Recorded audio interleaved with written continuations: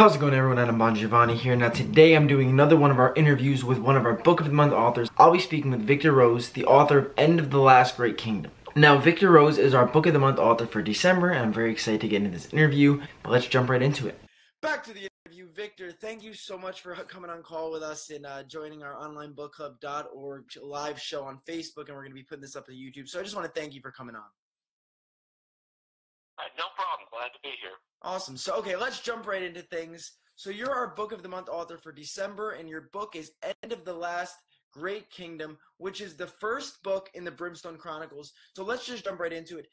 How did you get the idea to write this book?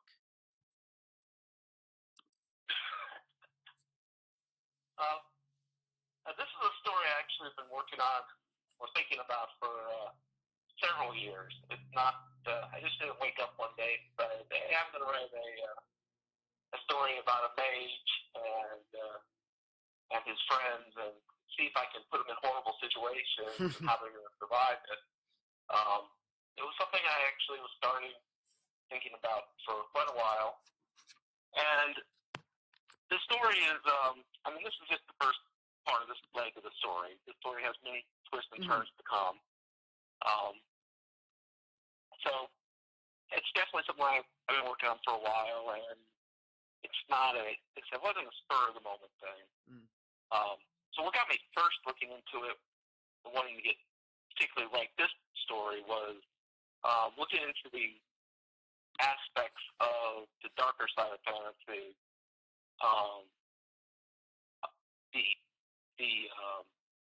Particularly if you look at the Tolkien universes, you always see the orcs and the ogres and the goblins as the uneducated and young, and basically you don't really understand how they're able to have a community, because they seem like they're just animals with swords and armor. But they have towns and farms and swords, which means they have metalworking and all these things. So obviously they're not dumb animals. Exactly. So I wanted to dive in more into that aspect as well, and go into a little bit more in detail about how a fantasy world could really exist. That makes a lot of sense, though, because I feel like you do read some of these fantasy stories and these novels, and you'll get these people or these animal-like creatures who just like moan and groan, and you're like, how did you become and develop an intelligent society here? Like, it doesn't add up. So I like the way you look at it from that perspective. Now, when I was reading your description a few months back, and it said, and this is one of my favorite descriptions I've ever read, and I talked about this in the video last week, where it says, "Be warned, this series is not for the faint of heart. Death and suffering lie around every corner, and not even the innocent are safe."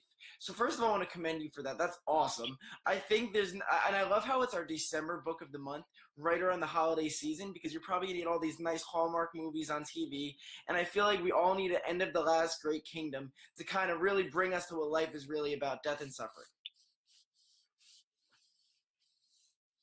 Yeah, I'm not really a Christmas person. I much prefer Halloween, death and suffering around Christmas myself. I love it. So when you were growing up, did you read, like, what kind of books did you read? Were you really deep into the fantasy world? Were you into darker books? And just based on this is your first book published, so I'm going to assume that's the kind of route you took when you were growing up and in school. So in my younger years, I actually had reading problems, so I didn't read much. Okay. But didn't actually start reading until I was in high school. And yes, what I read was darker stuff, mostly. I didn't actually get to read the good fantasy works until I was an adult at that time. But yeah, it's always been the darker stuff as far as fantasy goes. And the other stuff stuff I've read in the past, stuff I read, is usually the classics. I like the original works more than I like the modern interpretation. Oh, okay. That makes sense. I like the old Dracula, the old Bram Stoker Dracula, Mary Shelley's Frankenstein, the old Jules Verne's works. The guys who started the whole genre are the ones that I tend to read more than the deep conceptual that come out lately. No, that makes sense. I like that. I feel like you could learn the most, and of course, I'm sure everything varies, but I feel like you could learn the most by looking at the greats first and seeing how they did it, because they started everything. Without them, there would be no genre. And do you have a favorite author? If you could pick one author that inspired you or inspired your writing style, who would it be? No, my favorite author is Clive Barker. Got it. I've read more of his works than any other, as far as modern author. But I have to go with him, even though I can tell you I did not write like him. I'm definitely not as descriptive as he is. Don't cut yourself short. No, don't cut yourself short, Victor. You're the book of the month for a reason. So based on I read a lot of the reviews, and people really enjoyed where the book went. And I saw a lot of people questioning when number 2 is going to come out. So when can we expect Brimstone Chronicles book 2? Are you working on it now? Yes, I'm working on it now. So that's going to come out next year. Oh, nice. Hopefully I'm hopefully planning a late spring, early summer release like I did with this book. Awesome. I don't know if I'll make that deadline, but that's what I'm shooting for. Oh, cool. Well, that's great though. So so is this going to be a trilogy? Are you not putting a cap on how many books are going to be in the series? I'm not putting a cap on the number of books, but right now I'm tentatively planning for 3. Cool. No, that's at this point. That's good. No, so that works. So you're going to be busy these next few years. Now let's go back to the protagonist in the story. Let's go to Mage Brimstone. Do you see yourself in Mage? I know a lot of authors write the main character and they include a lot of characteristics of themselves or someone that they know. So compare yourself to the main character in your story. Oh, do I?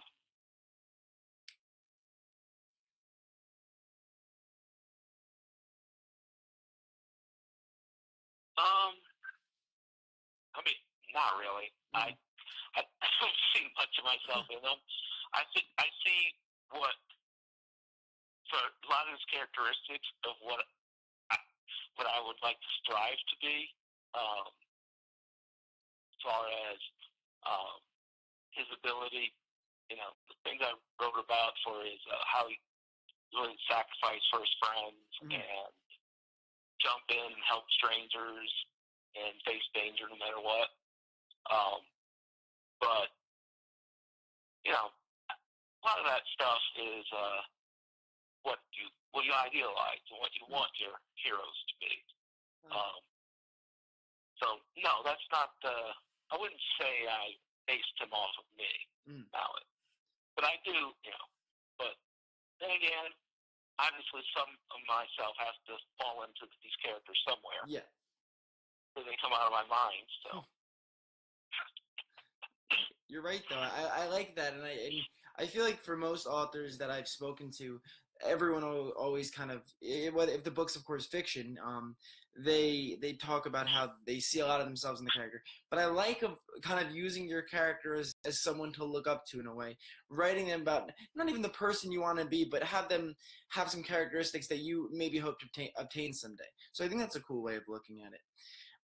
So you've gotten a lot of great reviews on this book, and I'm going through actually on Goodreads some of the nice things people have said. What was that like when you first put out this book, and you have these people you've never met before saying how much they love it and how much they're excited for the second coming of the series? Oh, that was amazing. Because when I first put it out, I didn't even know if anybody was gonna like it or like my writing style or anything about the book. The actual first version of the book was a very raw version. The first version that was put out in April, which isn't the version that was introduced to Online Book Club. And that was a very, like I said, a very raw version. And that version of the book, even though it was raw, and, initial reviews that came in were, excellent reviews. And I was very, very happy with the reviews that came in. And after that, I had it line edited, and it cleaned it up a bunch because people liked it. So I thought, okay, people like it, so there's value here. Mm-hmm. And I went on to the version that you see now. They're much cleaner, and I understand there might be a few things that slip through line editing here and there, but overall, it's a very well done copy of the book. So yeah, it's been amazing to me. I mean, this is my first time getting into writing and publishing. I went self-publishing because I didn't want to wait 2 years to find out if my writing was any good. And, so that's the other reason I went self-publishing, so I could get my book out there as soon as possible and get real people to read it and get their responses. So this is it's amazing how much positive responses have come back so quickly. That is really cool because it's a world you created. This is like 100% from your brain. And to have people really fall in love with the characters and the story, it must be a feeling like you really can't match with anything else because this is 100% your creation.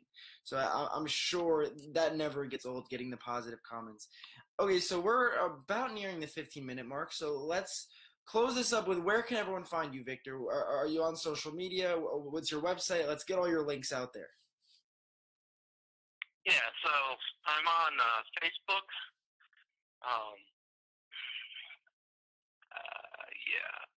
We can link all this stuff ready. No, don't worry about it because we could just link it. Like I could edit the live show on Facebook, and then when I upload it to YouTube, we could just link it. So don't even worry about that. We'll of course put the link to your book, End of the Last Great Kingdom. Guys, go out there and read it. Like Victor said in his description, not for the faint of heart, but we've seen nothing but positive reviews for this. So go out, read this book. Victor, thank you so much for coming on the show. We truly appreciate it. Next time you come out with the Brimstone Chronicles, the second book of the series, we'd love to have you on again. All right, thank you. No problem at all, Victor. Have a good one. You too. Bye-bye. The thing I like about talking to different authors is I went into that author interview and when I asked the question about his main character, I just kind of assumed the same answer. And that's wrong of me because authors are such intelligent people that they're all not going to have the same answers. And I assumed him to say, yes, he sees a lot of himself in the main character, Mage Brimstone. But in reality, he didn't give me that answer at all, and he was describing his main character as someone he strived to be. And I think that's a pretty cool way to look at it. Learn something new every day. I always say that with every one of these interviews. If you enjoyed that interview, please give it a big thumbs up. Thank you for liking, commenting, subscribing every week. Please continue to do so. Here's our last week's User of the Week. Thank you so much for all your support. If you want to be next week's User of the Week, all you have to do is tell me another author, book influencer, bookstagrammer, booktuber that you want to see me interview next.